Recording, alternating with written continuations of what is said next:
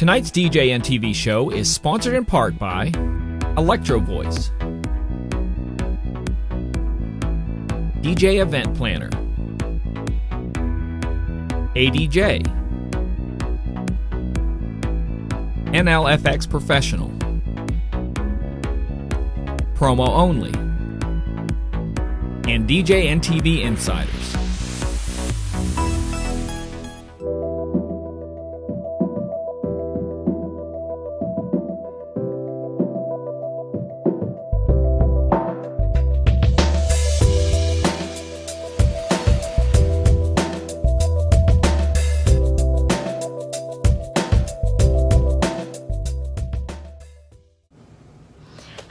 Welcome to another Summer Shorts tip here on DJNTV. I'm DJ Rachel, and you're going to notice that this video looks quite a bit different than some of my other ones. This is because I'm away on vacation and I don't have access to any of my gear, but we still wanted to make sure that we got a Summer Shorts tip out to you.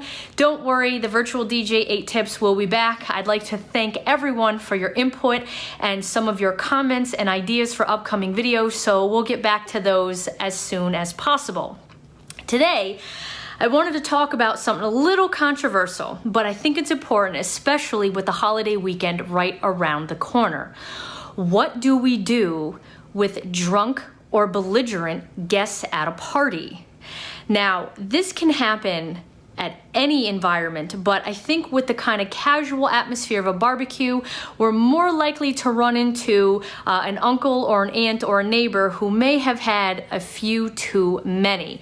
So I just wanted to talk about how actually complicated these situations can get and how important it is for a DJ to not only stay sober, but really practice your de-escalation skills, because if things go crazy, it's going to reflect bad on you.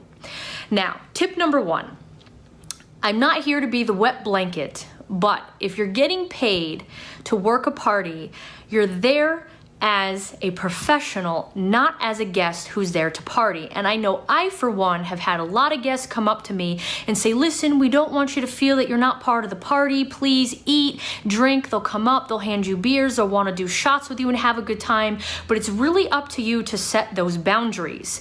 Now, in more formal environments, maybe this isn't as much of a problem, but I think when we're doing the kind of backyard barbecue kind of thing, particularly with 4th of July, especially if it's for a person we know or a friend of a friend or a neighborhood party kind of thing, we have a tendency to let our guard down.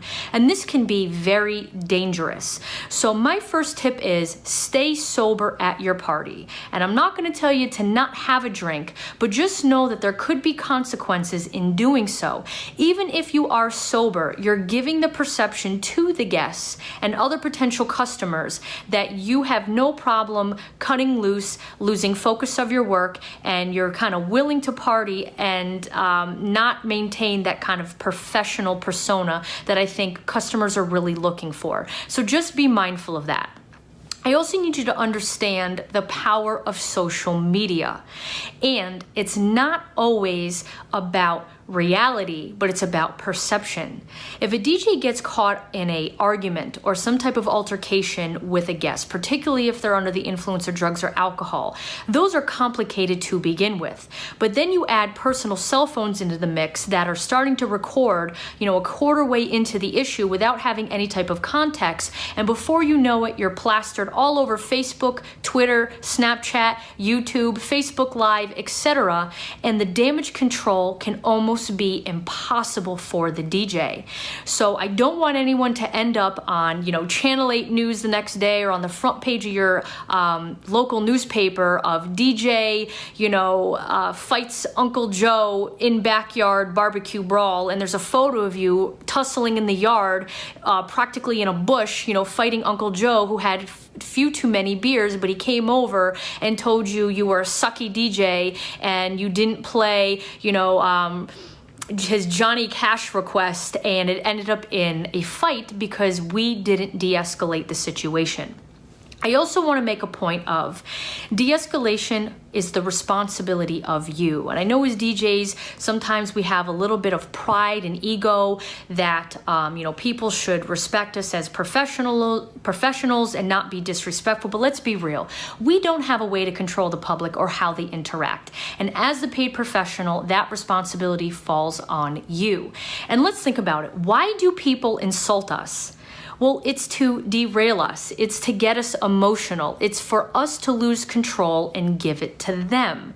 So if you have a difficult guest calling you this word or that word and trying to make you upset, if you get angry, you're letting them win. And again, all that's going to happen is you are the one that's going to look like a fool because you are the professional now arguing with Uncle Bob who's had 6 too many beers, but all people are seeing is the DJ looking like an idiot.